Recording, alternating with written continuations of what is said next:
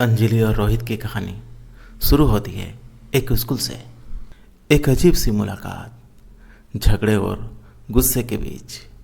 हर किसी को कभी न कभी प्यार होता ही है, और कहते हैं पहला प्यार भुला ही नहीं भूलता। कोई पहला प्यार वो होता है जो सबकी ज़िंदगी में एक नया एहसास लाता है। पहला प्यार जिंदगी के सबसे खूबसूरत पलों में से एक होता है, लेकिन बहुत ही कम ही ऐसे किस्मत वाले लोग होते हैं जिनका पहला प्यार ही आखिरी प्यार हो। प्यार करना और उसे पा लेना इतना आसान भी तो नहीं होता है। अंजलि और रोहित एक ही स्कूल में पढ़ते थे। रोहित 10वीं में था और अंजलि 9वीं में थी। सुबह का 8 बज रहा था और स्कूल में प्रार्थना होने के लिए सिर्फ 5 मिनट बाकी था। अंजलि क्लासरूम के बाहर असेंबली में अपने फ्रेंड्स के साथ बात कर रहे थे। रोहित काफ़ी लेट हो गए थे स्कूल के लिए। बस से उतरा और दौड़ते हुए जा रहा था। स्कूल का गेट 5 मिनट में बंद होने वाला था। रोहित ने स्कूल ड्रेस पहना हुआ था, ब्लैक शूज़ और पीठ पर एक बैग था। हीरो की तरह दौड़ रहा था। जैसे ही स्कूल की दूसरी घंटी बजी, सब प्रार्थना में खड़े होने के लिए भाग गए। तब रोहित दौड़ते हुए जा रहा था। कुछ ही मिनटों में स्कूल का गेट भी बंद होने वाला था। अंजलि जैसे ही पीछे घूमी, रोहित सामने से दौड़ते हुए आ रहा था और अंजलि से टकरा गया। अंजलि को सर पे बहुत जोर से लग गया। अंजलि गुस्से से कहती है, तुम्हें दिखाई नहीं देता, अंधे हो। गुस्से में खींच के एक तमाचा मार दिया रोहित को। सब लोग देखने लगे रोहित और अंजलि को। पूरा भीड़ इकट्ठा हो गया। लड़का पूछता है, क्या हो गया, क्या हुआ, क्या हुआ? अरे बदतमीजी करता होगा हमारा। अंजलि गुस्से से जाने लगी। रोहित गुस्से से एकदम लाल हो गया था। सोच लिया इसको स्कूल के बाद बताऊंगा। कुछ दिन बीत गए थे। वो दोनों एक दूसरे को देखकर बहुत गुस्सा करते थे, लेकिन कभी किसी को हिम्मत नहीं हुई एक दूसरे को कुछ बोलने की। एक दिन स्कूल छुट्टी होने के बाद अंजलि बस के लिए वेट कर रहे थे बस स्टॉप पर। रोहित अपना घर जा रहा था तो देखा अंजलि को अकेले खड़ी हुई है। रोहित को बहुत गुस्सा आया अंजलि को देखकर। मन कर रहा था यहीं खींच के 2 तमाचा मारूं। उस दिन वो चटा मारी थी, वो भूल नहीं पा रहा था। बार बार वही याद आते रहता है रोहित को। गुस्से से अंजलि के पास जाकर खड़ा हो गया रोहित अपना भड़ास निकालने के लिए। अंजलि कहती है, रोहित सॉरी उस दिन के लिए, मुझे हाथ नहीं उठाना चाहिए था। उस दिन मुझे माफ़ कर दो प्लीज़। तुम्हारी गलती नहीं थी, मुझे बाद में पता चला। तुम जानबूझकर मुझसे नहीं टकराए थे। तुम बहुत अच्छे लड़के हो, मेरे फ्रेंड बोल रही थी। अंजलि बहुत प्यार से कहती है रोहित को। रोहित आगे कुछ बोल पाता तब तक अंजलि की बस आ गई थी और वो बस पे बैठकर जाने लगी थी। रोहित घर आके अंजलि के बारे में बहुत सोचने लगा।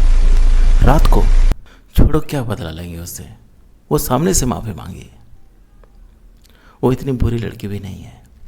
अब जब भी स्कूल में एक दूसरे को देखते थे तो गुस्से से नहीं बल्कि प्यार से देखते थे। उन दोनों की आंखों में एक दूसरे के लिए प्यार साफ दिखाई देता था। दोनों रोज स्कूल की असेंबली के समय एक दूसरे को देखते थे और दोनों के चेहरे पर मुस्कान होती थी।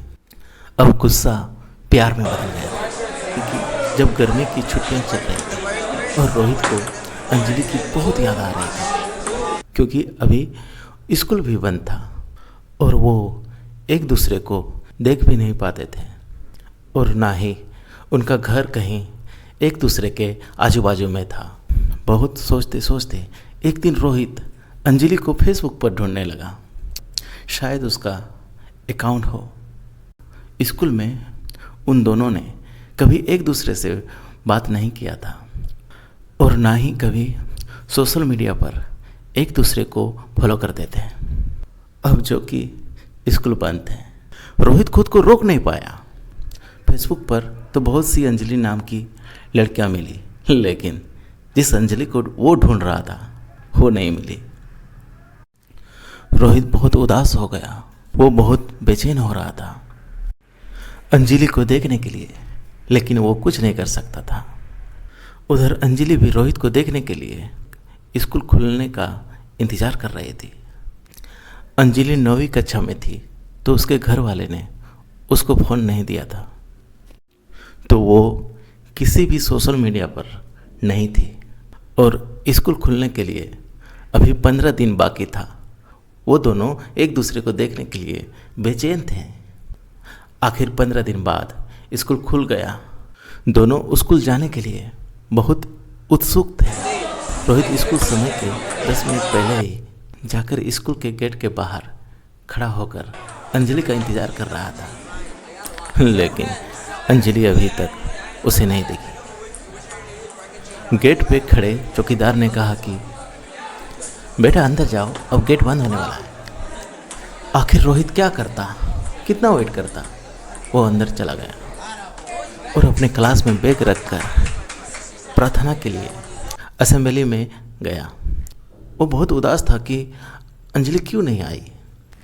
आज स्कूल का पहला दिन है, क्या हुआ होगा उसे। रोहित का ध्यान प्रार्थना में बिल्कुल भी नहीं था। ध्यान इधर उधर भटक रहा था। जब प्रार्थना खत्म हुआ और सभी बच्चे अपने अपने क्लास में जाने लगे, तभी रोहित ने देखा कि अंजलि अपने क्लास के लाइन में सबसे पीछे खड़ी थी। तो वो समझ गया कि अंजलि लेट आई होगी। रोहित उसे देखकर बहुत खुश हो गया। रोहित उससे बात करना चाहता था। एक बार ऐसा हुआ कि रोहित और अंजलि की नज़र मिली। दोनों के चेहरे पर मुस्कुराहट थी। दोपहर में जब लंच टाइम हुआ तो रोहित अंजलि से बात करने की कोशिश कर रहा था। इसी कारण उसने अपना टिफिन भी नहीं खा पाया था। वो अंजलि के क्लास के बाहर ही चक्कर लगा रहा था कि कब उसे मौका मिले अंजलि से बात करने का और वो उसे स्कूल के बाद रुकने के लिए बोल सके। तब थोड़ी देर में अंजलि को क्लास से बाहर आते हुए देखा रोहित। वो अकेली थी। मौका देखते ही रोहित ने अंजलि से कह दिया, स्कूल के बाद थोड़ी देर के लिए स्कूल के बाहर जो बस स्टॉप है वहाँ रुकना प्लीज़। अंजलि उसे देखकर बोली, ठीक है, और चली गई। दोनों अपने क्लास में चले गए। बस जल्दी से स्कूल का समय खत्म होने का दोनों इंतज़ार कर रहे थे। अंजलि के मन में बहुत से प्रश्न चल रहे थे। रोहित क्या बोलेगा, मैं उससे क्या बात करूँगी, यही सब वगैरह वगैरह। स्कूल का समय खत्म हुआ। सभी बच्चे अपने घर जाने के लिए निकल गए हैं। अंजलि और रोहित भी स्कूल से निकले और बस स्टॉप पर गए। अंजलि जब वहाँ पहुँची तो रोहित पहले से ही वहाँ खड़ा था। अंजलि उसके पास गई और उसके बाजू में जाकर खड़ी हो गई। रोहित का दिल बहुत ज़ोर ज़ोर से धड़कने लगा था। फिर रोहित ने हिम्मत जुटाकर पूछा, तुम फेसबुक पर हो? वो बोली, नहीं, मेरे पास फ़ोन नहीं है। रोहित ने पूछा, क्यों? तो अंजलि बोली, अभी मैं 9वीं क्लास में हूँ और मेरे घर पर अभी फ़ोन चलाना मना है। रोहित बोला, ठीक है। फिर दोनों के बीच शांत हो गए दोनों। रोहित सोचने लगा, क्या पूछूं, और कुछ समझ नहीं आ रहा था। अंजलि को भी घबराहट हो रही थी। इधर उधर देख रही थी, कोई हमें देख तो नहीं रहा है। फिर रोहित ने पूछा, आज तुम लेट क्यों आई स्कूल? अंजलि बोली, मेरी बस छूट गई थी इसलिए मुझे देर हो गया। क्यों, तुम मेरा इंतज़ार कर रहे थे? रोहित थोड़ा मुस्कुरा कर बोला, हाँ। फिर रोहित ने पूछा कि अभी तुम घर चली जाओगी? अगर मुझे तुमसे बात करना हुआ तो कैसे बात करूँगा? तुम अपना नंबर दो ना। अंजलि बोली, क्या बात करना है तुम्हें? रोहित बोला, ऐसी कोई बात नहीं है, लेकिन फिर भी अगर बात करने के लिए मन हुआ तो। अंजलि बोली, मेरे दोस्तों के पास मेरे पापा का नंबर है, उनको मुझसे बात करना रहता है या कुछ काम रहता है तो वो उस पर फ़ोन करते हैं, लेकिन मैं तुम्हें वो नंबर नहीं दे सकती। और तभी अंजलि की बस आ गई और वो रोहित को बाय बोलकर चली गई। रोहित उधर ही रुका था थोड़ी देर तक और सोच रहा था कि वो अंजलि से कैसे बात करे। यही सोचते सोचते वो घर चला गया। उसे अंजलि की बहुत याद आ रही थी। उधर अंजलि भी रात भर सोई नहीं था। उसे वो सब बात याद आ रही थी जो उसके और रोहित के बीच हुई थी बस स्टॉप पर। आज पहली बार दोनों ने एक दूसरे से बात किया था। अगले दिन फिर दोनों स्कूल में मिले। दोनों खुश थे एक दूसरे को फिर से देखकर। कुछ दिनों तक ऐसा ही चलता रहा। वो दोनों बस स्टॉप पर थोड़ी देर के लिए मिलते और फिर अपने अपने घर चले जाते। एक दिन रोहित ने सोचा, बस हो गया, मैं और ऐसा नहीं कर सकता। अब मैं अंजलि को अपने दिल की बात कह दूंगा। फिर क्या, अगले दिन बस स्टॉप पर अंजलि से मिलने गया तो बहुत ही हिम्मत जुटा कर गया था रोहित। अंदर से बहुत ही घबराया हुआ था कि अंजलि क्या बोलेगी। जब वो बस स्टॉप पर मिले तो अंजलि उससे अपने परीक्षा के बारे में बात कर रही थी। 25 से एग्ज़ाम है, बहुत पढ़ाई करनी पड़ेगी।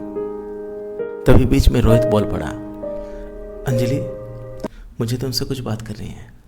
अंजलि बोली, हाँ बोलो ना। रोहित चुप हो गया। उसके दोनों पैर कांपने लगे। फिर उसने आंख बंद करके जल्दी से बोल दिया, आई लव यू अंजलि। ये सुनते ही अंजलि का दिल जोर जोर से धड़कने लगा। उसे समझ नहीं आ रहा था कि वो क्या बोले हैं। रोहित ने उसे कहा, कुछ बोलो, तुम क्या सोचती हो मेरे बारे में। अंजलि चुप ही थी। रोहित ने कहा, मुझे इंतज़ार रहेगा तुम्हारे जवाब का। तब तक रोहित के स्कूल से 2 लड़के आए, अमन और करण। रोहित और अंजलि के बीच में अमन घुस गया। अमन रोहित का मुंह पकड़कर बोलता है, तुम्हारा हिम्मत कैसे हुआ अंजलि को प्रपोज करने का? वो सिर्फ मेरी है, 2 साल से लाइक करता हूँ मैं उसे, तुम्हें किसी ने बताया नहीं? तब अंजलि डर से पीछे खिसक गई। क्या करती आगे कुछ समझ नहीं आ रहा था। अमन ने रोहित को एक फाइट मार दिया जोर से। रोहित नीचे गिर गया, मुंह से खून आने लगा था। अमन बोलता है, अगर दोबारा अंजलि के आसपास भी नजर आया तो मैं तुझे छोड़ूंगा नहीं। अंजलि की बस आ गई थी और वो बस पे बैठकर चली गई। थोड़ा डरी हुई थी